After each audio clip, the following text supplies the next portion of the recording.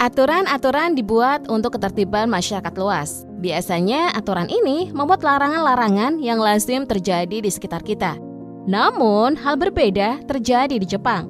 Negeri Sakura ini mempunyai banyak aturan-aturan yang cukup nyeleneh dan aneh bagi sebagian orang. Sudah menjadi rahasia umum bahwa Jepang melegalkan penjualan dan pembelian DVD porno dan majalah dewasa.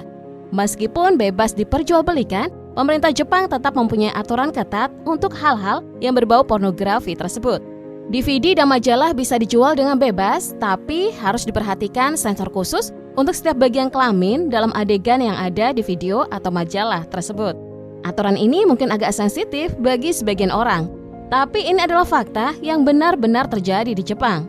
Usia dalam konsen atau persetujuan untuk berhubungan seksual di Jepang adalah 13 tahun. Usia ini dianggap sudah legal. Dan jika di bawah usia 13 tahun, maka tindakan ini sudah masuk dalam kategori ruda paksa atau kekerasan seksual. Tindakan ini bisa dituntut menurut undang-undang setempat, peraturan yang telah disahkan sejak tahun 1907. Dari usia yang masih dini itu, menjadikan Jepang sebagai negara dengan usia persetujuan seksual yang paling rendah di dunia. Akan tetapi, beberapa bulan setelahnya, pemerintah resmi akan menaikkan batas usianya menjadi 16 hingga 18 tahun melalui peraturan daerah pada Juni 2023 kemarin. Topik ini pun banyak diperdebatkan di Jepang saat ini, mengingat peraturan sebelumnya telah berlaku selama lebih 100 tahun tanpa perubahan. Jepang memang tak pernah bercanda pada aturan ketertiban. Bahkan, negara ini siap mendenda atau menangkap siapapun yang memotong antrean untuk membeli tiket kereta. Tindakan ini pun termasuk dalam hukum tindak pidana ringan yang dijelaskan sebagai hukum yang menerapkan tingkat minimum moralitas yang harus diperhatikan warga dalam kehidupan sehari-harinya. Nah, jika seseorang mencoba melanggar dan terbukti salah, pelanggar akan menghadapi denda antara sekitar $10 atau $100, yang setara dengan 164.000 hingga 1,6 juta rupiah, atau waktu kurungan penjara 1 hari hingga 1 bulan. Aturan yang satu ini mungkin sedikit lucu dan tidak masuk akal. Akan tetapi, hukum ini benar-benar ada di Jepang. Hukum yang tidak biasa ini adalah bagian dari pasal 78 Undang-Undang Pos.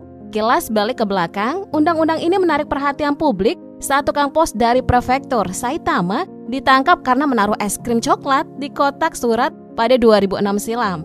Aturan aneh ini ada untuk melindungi properti pos dari kerusakan. Undang-undang ini tidak terbatas pada es krim saja, tetapi juga mencakup tindakan atau barang apapun yang dapat merusak atau mencemari properti pos. Siapa yang kepikiran untuk mengambil sampah orang lain? Mungkin tidak ada, mungkin juga ada, karena aturan ini berlaku di Jepang. Mengambil sampah orang lain adalah pelanggaran yang dapat dihukum di Jepang. Pertama, pelanggaran peraturan kota dianggap sebagai kejahatan pencurian karena limbah yang dibuang dari rumah tangga dianggap milik kota. Tindakan ini akan didenda sekitar $5 atau setara dengan 82 juta rupiah atau kurungan maksimal 10 tahun. Bagaimana tidak, sampah yang dikumpulkan dari warga kemungkinan akan dijual kembali ke pendaur ulang yang mendatangkan keuntungan besar bagi pemerintah daerah. Tak hanya itu, jika seseorang masuk pada tempat pembuangan sampah di jalanan publik atau tempat apartemen tanpa izin, mereka dapat didenda hingga $1.000 atau sekitar 16,4 juta dan menjalani hukuman penjara selama 3 tahun. Hal ini pernah menjadi kasus pada November 2018 di Jepang. Seorang perempuan berusia 60-an tahun ditangkap karena mencuri kaleng dari tempat pembuangan sampah. Padahal dia hanya mengumpulkan kaleng-kaleng tersebut untuk disumbangkan kepada Dewan Kesejahteraan Sosial Kota. Selain itu, merusak atau membuang barang dalam nilai berapapun sangat dilarang oleh Jepang. Jika terbukti melanggar, maka akan dikenakan denda sebesar 200.000 yen, yang setara dengan 20,5 juta rupiah atau hukuman penjara selama 1 tahun. Jepang juga melarang untuk menantang atau menerima tantangan untuk berkelahi. Jika menerima tantangan tersebut, maka yang menerima akan dianggap bersalah oleh hukum setempat. Saat ini menantang seseorang untuk berkelahi atau menerima pertarungan, apakah itu secara lisan maupun melalui media sosial, bisa dijatuhi hukuman penjara selama 6 bulan hingga 2 tahun. Dan jika terbukti berkelahi, maka hukumannya akan naik dari 2 menjadi 5 tahun dan akan didenda mulai dari $5.000 yang setara dengan 82 juta rupiah dan menghadapi hukuman selama 15 tahun penjara. Tidak hanya itu, meregang nyawa dalam sebuah perkelahian, maka pihak asuransi tidak akan memberikan uang asuransi kepada keluarga korban. Wanita yang baru saja bercerai diharuskan untuk menunggu selama 6 bulan sebelum bisa menikah di Jepang. Warga Jepang menganggap aturan ini patriarkis dan cukup gila. Katanya ada alasan di balik aturan ini. Jika seorang wanita menikah lagi seketika setelah perceraian dan kemudian hamil, ada keraguan yang muncul tentang siapa ayah dari anak itu. Undang-undang tersebut diamandemen pada tahun 2016 untuk menyatakan bahwa perempuan dapat menikah lagi segera setelah perceraian, kecuali mereka hamil. Dalam hal ini, mereka harus menunggu 100 hari untuk menikah lagi. Seorang anak yang lahir dalam waktu 300 hari setelah perceraian masih secara hukum dianggap sebagai anak dari suami asli. Masih seputar pernikahan, di negeri Sakura ini, pernikahan antar sepupu pertama dilegalkan. Hukum ini berasal dari periode Meiji Jepang yang disahkan pada tahun 1898. Hal ini cukup umum di Jepang sehingga disebut dengan Itokokon. Aturan ini tentu berbeda dengan hukum di Asia atau belahan dunia lainnya yang melarang pernikahan antar sepupu.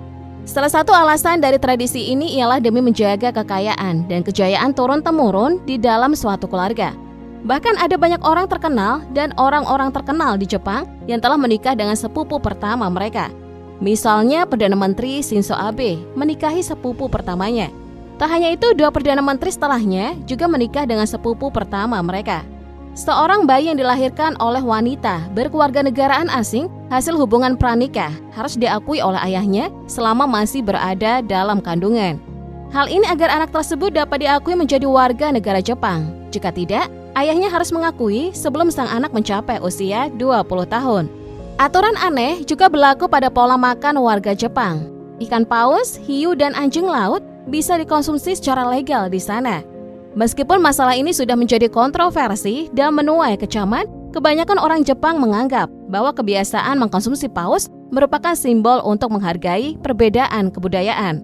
Akan tetapi, karena menu ikan paus, hiu, atau anjing laut tersebut dianggap sebagai makanan lezat yang mahal, orang-orang Jepang pun biasanya tak mengkonsumsinya secara rutin. Di sisi lain, daging paus masih mudah ditemukan di toko-toko dan beberapa restoran. Mungkin paling sering ditemukan di restoran China di seluruh Jepang. Kalau yang satu ini, sepertinya banyak berlaku di negara-negara belahan dunia. Di Jepang juga ikut menerapkan larangan meludah di tempat umum atau di tempat-tempat wisata. Jika kedapatan melanggar, maka akan dikenakan denda sebesar 1.000 sampai dengan 10.000 yen atau setara dengan 102.000 hingga 1 juta rupiah.